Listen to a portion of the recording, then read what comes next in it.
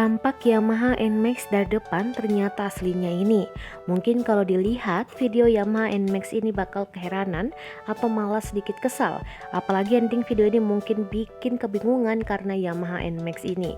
Video tersebut diunggah oleh akun Instagram @agusbens4 dengan caption NMAX anti tilang.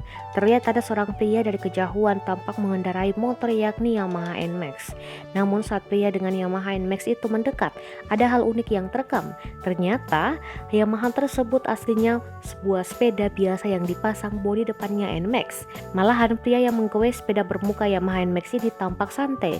Sepeda tersebut benar-benar terpasang bodi depan Yamaha NMAX lumayan utuh. Semua bagian seperti headlamp, setang kemudi, fairing body, spion, visor dan lain-lainnya masih terpasang. Bahkan tak cuma itu, garpu depan beserta pelek dan ban bawaan Yamaha NMAX juga turut terpasang di sepeda ini. Postingan ini pun menimbulkan beragam komentar netizen di kolom komentar.